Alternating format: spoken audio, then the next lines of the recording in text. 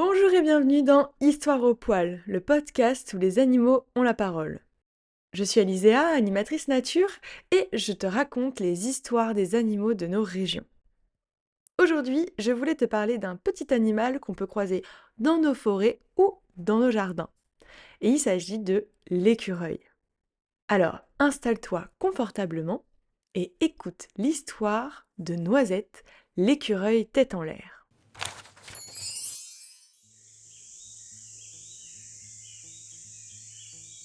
Dans la grande forêt de Benon, là où les arbres murmurent quand le vent passe entre les feuilles, vivait un petit écureuil roux nommé Noisette. Noisette était rapide, très rapide, tellement rapide qu'on ne voyait parfois qu'une petite flamme rousse bondir d'une branche à l'autre. Mais Noisette avait surtout une grande qualité et un tout petit défaut. Il était très prévoyant, mais aussi un peu tête en l'air. Toute la journée, Noisette courait partout. Il grimpait aux arbres, sautait de branche en branche, s'arrêtait net, reniflait l'air. Puis hop, il creusait un petit trou.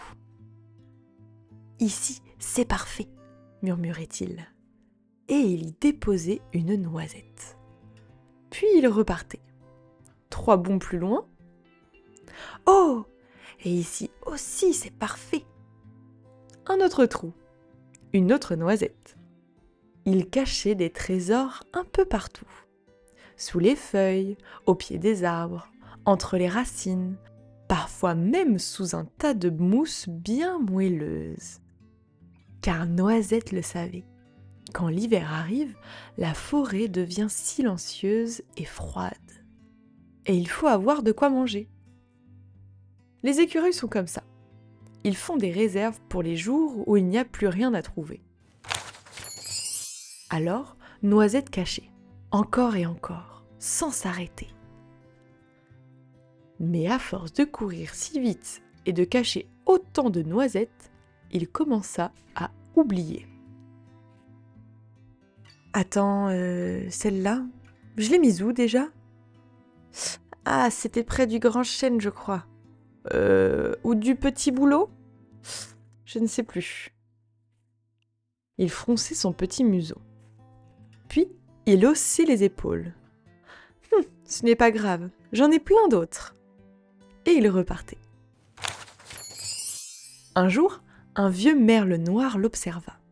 « Tu en caches beaucoup, dis donc. »« Oui, comme ça je suis sûre de ne jamais manquer, » répondit Noisette fièrement. Le merle pencha la tête. « Et tu les retrouves toutes ?» Noisette resta silencieux. Puis, il répondit un peu gêné. « Presque. » L'automne passa. Les feuilles devinrent dorées, puis rouges, puis brunes. Le vent se mit à souffler plus fort. Et un matin, le froid arriva. L'hiver. La forêt devint calme, très calme. Les insectes avaient disparu, les plantes dormaient.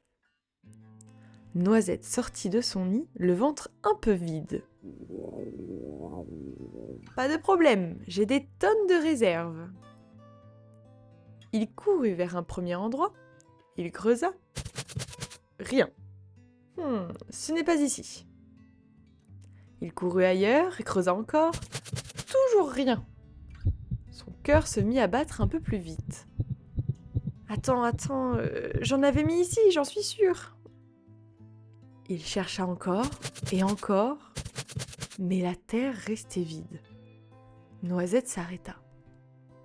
Pour la première fois depuis longtemps, il ne bougeait plus. « Oh, j'ai oublié !» Le vent froid passa entre les branches.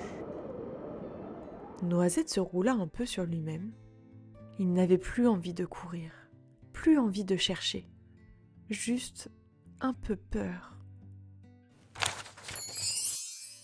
Les jours passèrent. Il trouva quelques noisettes par-ci, par-là, mais pas assez. Un matin, fatigué, il s'approcha du grand chêne. celui où il aimait s'arrêter quand il était plus petit. Il s'assit au pied de l'arbre et pour la première fois, il regarda vraiment autour de lui. Quelque chose avait changé. De petits arbres très fins sortaient de la terre, de jeunes pousses. Curieux, Noisette s'approcha. Il renifla,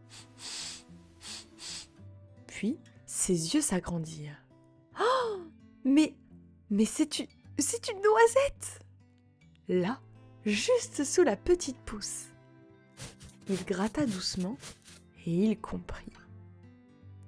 Ces noisettes, c'étaient les siennes, celles qu'il avait cachées et oubliées. Elles n'avaient pas disparu, elles avaient poussé.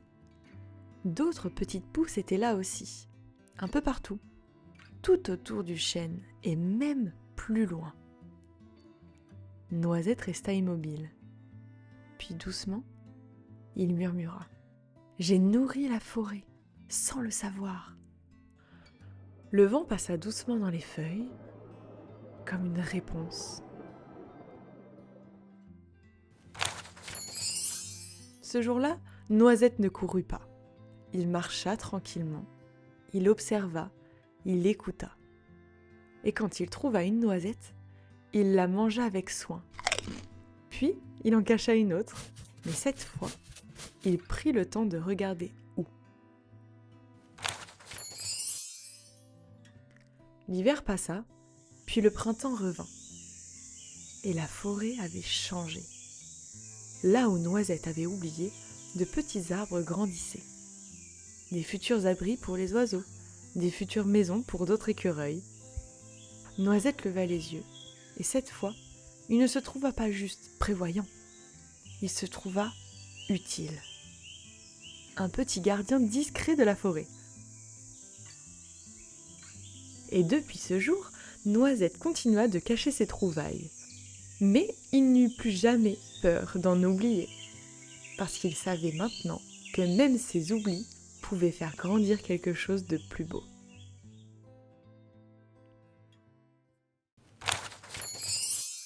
Aujourd'hui, Noisette nous apprend que ce n'est pas grave de faire des erreurs, et que même ce qu'on pense être un échec peut nourrir le futur. Voici la fin de notre histoire, j'espère qu'elle t'a plu, merci d'être resté avec moi.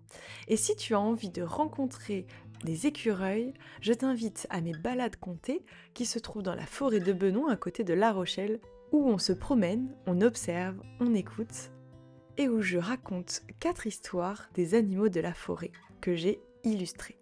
Si tu veux y participer, le lien est dans la description juste en dessous. Mais en attendant, tu pourras écouter samedi l'épisode sur l'écureuil pour en apprendre plus sur lui et être incollable quand tu viendras à mes balades contées. Donc je te dis à samedi et bonne journée, à bientôt!